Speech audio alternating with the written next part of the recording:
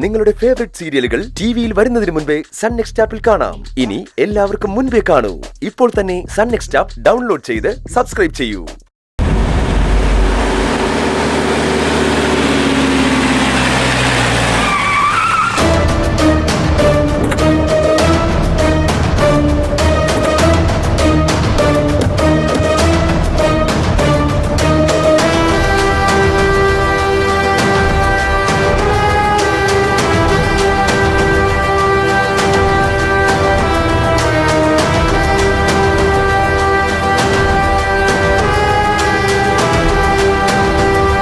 നിങ്ങളെല്ലാവരും ഇവിടെ നിന്ന് എഴുന്നേറ്റ് പോകണം. ഇന്നു മുതൽ ഒരൊറ്റയാളും ഇവിടെ ഇരുന്ന് ഭിക്ഷയാചിക്കാൻ പാടില്ല. അയ്യോ സാറേ, ഞങ്ങളൊരു കുഴപ്പമുണ്ടാക്കിയില്ലല്ലോ. പിന്നെ ഞങ്ങളെ എന്തിനാ ബുദ്ധിമുട്ടിക്കുന്നേ? അതൊന്നും എനിക്കറിയില്ല. കമ്മീഷണറുടെ നേരിട്ടുള്ള ഓർഡറാണ്. എണീറ്റ് പോയെല്ലാവരും. അയ്യോ സാറേ, എഴുന്നേറ്റ് പോണം. അയ്യോ സാറേ, എഴുന്നേക്കാനല്ലേ പറഞ്ഞത്? ഞങ്ങളൊന്നും ചെയ്യല്ലേ സാറേ. എല്ലാത്തിനും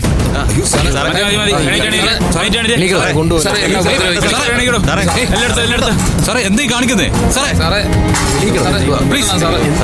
അവങ്ങളാണ് സാറേ. സാറേ ഞങ്ങളൊന്നും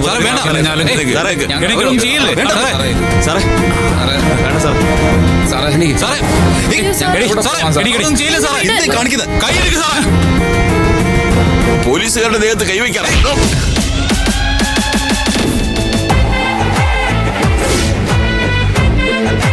എന്റെ ഡ്യൂട്ടി തരാൻ നീ ആരടാ? എന്റെ ഈ കോലം കണ്ടല്ലേ സാറേ, ഞാനേ ഇവരുടെ കൂട്ടത്തിൽ ഒരാളാ. കൈ നീട്ടി യാചിക്കുന്ന ഒരു If there is an order from the Commissioner of Police, can you see that? പറയണം സാർ. നിങ്ങൾ ഈ പറയുന്ന കമ്മീഷണറുടെ ഓർഡർ എന്നെ കാണിക്കാൻ പറ്റുമോ നിങ്ങൾക്ക്? സാറേ, അവൻ ഇത്തിരി അഹങ്കാരം കൂടുതലാ. ന്യായം ചോദിക്കുന്നുണ്ടില്ലേ? ന്യായം ചോദിക്കും ഞാൻ. ന്യായമല്ലാത്തത് കണ്ടാൽ അത് ചോദിക്കാനുള്ള റൈറ്റ്സ് എനിക്കും ഇവിടെ എല്ലാവർക്കും ഉണ്ട്. എന്താ സാർ, അങ്ങനെ ഒരു ഓർഡർ സാറിന്റെ കൈവശം ഇല്ലെങ്കിൽ you just go and get it. അത് കഴിഞ്ഞിട്ട് ബാക്കി കാര്യങ്ങൾ നമുക്ക് തീരുമാനിക്കാം. ക്ഷേത്രമുറ്റത്ത് യാചന നിരോധിച്ചിട്ടുള്ളതാണ്. എല്ലാ റൈറ്റ്സും അറിയാവുന്ന നിനക്ക് അതെന്താ അറിയാത്തത്?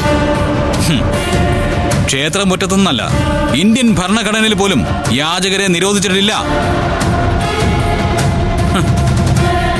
അതെ, യാചകരുണ്ടാവുന്നതല്ല സർ, സമൂഹം ഉണ്ടാക്കുന്നതാ. ഭരണത്തിൽ കയറുന്നവർ എല്ലാവരെയും ഒരുപോലെ പരിഗണിക്കുമായിരുന്നെങ്കിൽ ഒരൊറ്റ ആള് പോലും ഇവിടെ ഭിക്ഷ യാചിക്കാൻ ഉണ്ടാകുമായിരുന്നില്ല. നീ ഇവരുടെ കൂട്ടത്തിൽ ഒരാളല്ല. ആരാടാ നീ? Tell me, who are you? സാറിന് എന്നെ ഭിക്ഷക്കാരനെന്ന് വിളിക്കാം. കൈ നീട്ടി യാചിക്കുന്നവരെ എന്ത് പേര് വിളിക്കോ അതൊക്കെ സാറിന് വിളിക്കാം. സാർ, ഈ നിൽക്കുന്നവരാരും ഒരാളോടും അപമര്യാദയായിട്ട് പെരുമാറിയിട്ടില്ല. കമ്മീഷണർക്ക് കംപ്ലൈന്റ് കിട്ടിയിട്ടുണ്ട്. ഓക്കെ, അങ്ങനെയാണെങ്കിൽ ആരാണ് കംപ്ലൈന്റ് കൊടുത്തെന്ന് ഞങ്ങൾക്കറിയണം. സാർ അയാളെ വിളിപ്പിക്കുക. അയാളോട് എന്ത് അക്രമമാണ് കാണിച്ചെന്ന് ഇവരുടെ മുമ്പിൽ വെച്ച് പറയട്ടെ. അത് വേണം സാർ. അവരിവിടെ വന്നേ പറ്റൂ. എടോ, ആ കംപ്ലൈന്റ് കൊടുത്ത ആളിനെങ്കിൽ വരാൻ പറ. ശരി സാർ.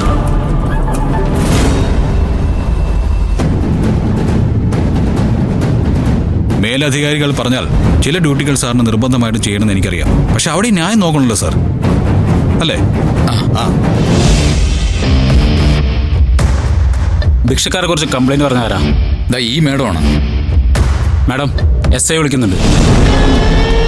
മാഡം ഒന്ന് വരൂ, SI വിളിക്കുന്നുണ്ട്.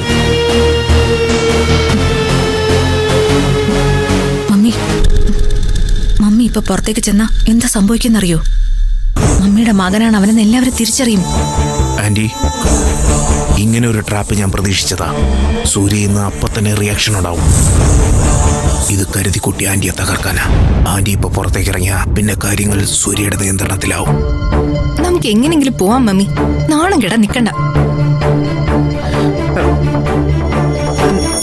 തൽക്കാലം ഈ പ്രശ്നം ഞാൻ അവസാനിപ്പിച്ചേക്കാം.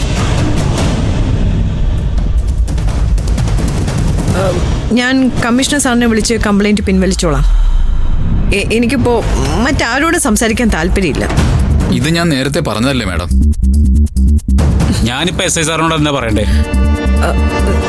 SI സാറിനെ കമ്മീഷണർ വിളിച്ചോളൂ. ഞാൻ കംപ്ലൈന്റ് വിഡ്രോ ചെയ്തെന്ന് പറഞ്ഞേക്കൂ. ആ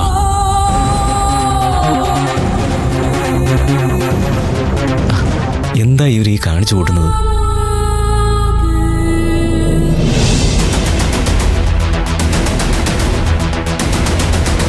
എന്തായടോ? സാർ, അവർ പരാതി പിൻവലിക്കുകയാണെന്നാ പറഞ്ഞേ. കമ്മീഷണർ സാറിനോട് നേരിട്ട് വിളിച്ച് പറഞ്ഞോളാന്നും പറഞ്ഞു. ആ അങ്ങനെയാണോ? ആ അപ്പൊ പിന്നെ പ്രശ്നമൊക്കെ തീർന്നു. നിങ്ങൾ ഇവിടെ തന്നെ ഒതുങ്ങിയിരുന്നു. ആരെയും ബുദ്ധിമുട്ടിക്കരുത്. പാടോ.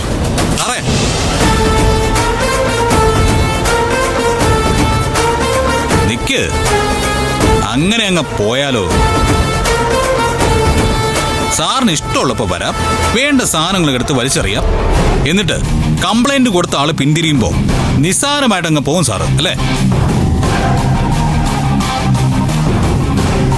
അതെ, ഈ ഇരിക്കുന്ന ആൾക്കാർക്ക് അവരുടെ അഭിമാനത്തിന്റെ ഒരു വിലയും കൽപ്പിക്കുന്നില്ല സാറ്. താൻ അധികം സംസാരിക്കണ്ട. വേണ്ട സാർ, സാറിന് ഇഷ്ടമല്ലെങ്കിൽ ഞാൻ ഇനി സംസാരിക്കുന്നേ ഇല്ല.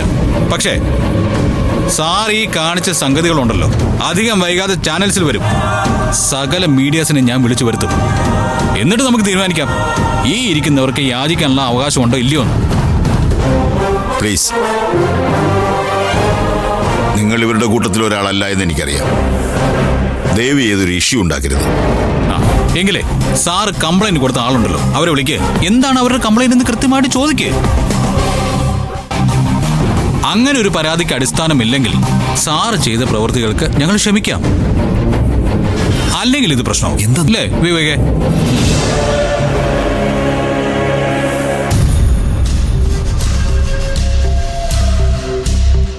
സാറേ, അവൻ ഏതാണ്ട് കുഴപ്പം പിടിച്ച മുതലാ. മീഡിയാസൊക്കെ വന്ന് ഈ വിഷയത്തിൽ ഇടപെട്ട സാറിനെ സംരക്ഷിക്കാനേ കമ്മീഷണർ സാർ പോലും ഉണ്ടാവില്ല. സൂര്യ, എന്താ നിന്റെ ഉദ്ദേശം? ഇനി പ്രോബ്ലം ഉണ്ടാക്കണ്ട. എടാ, നന്ദിനിക്ക് വേണ്ടി ഞാൻ ചെയ്യുന്നൊരു പ്രവൃത്തിയാണെന്നറിഞ്ഞ് അത് കരുതിക്കൂട്ടി ഇല്ലാതാക്കാൻ ശ്രമിക്കുന്നതാണ് അമ്മ. അവരിവിടെ വരണം. ഇത്രയും ആളുകളോട് മാപ്പ് ചോദിച്ചേ പറ്റൂ. സൂര്യ, വെറുതെ നിങ്ങളുടെ കുടുംബകാര്യം. എടാ, അവർക്കില്ലാത്ത കുടുംബം എനിക്കെന്തിനാ? വരട്ടെ ഇങ്ങോട്ട്. ഞാൻ അവരെ വിളിച്ചോണ്ട് വരാം. ശരി സാർ.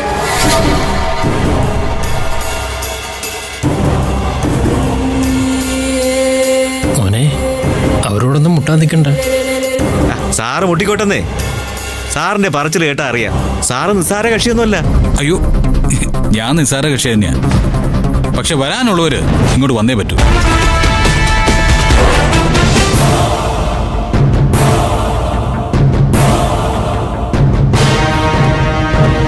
മാഡം, നിങ്ങൾ പുറത്തേക്ക് വന്നേ പറ്റൂ. അവരാകെ വയലന്റ് ആണ്. സർ, എനിക്ക് പറ്റില്ല. അവര് വയലന്റ് ആണെങ്കിൽ കൈകാര്യം ചെയ്യേണ്ടത് സാറിന്റെ ഡ്യൂട്ടി അല്ലേ? മാഡം, വെറുതെ ഒരു ഇഷ്യൂ ഉണ്ടാക്കരുത്. അവർ മാഡത്തിനെ ഉപദ്രവിച്ചിട്ടുണ്ടെങ്കിൽ മാഡം എന്ന് അവരോട് പറയണം. അല്ലാതെ എനിക്ക് ഇക്കാര്യത്തിൽ ഒന്നും ചെയ്യാൻ പറ്റില്ല. മാഡം വന്നേ പറ്റൂ.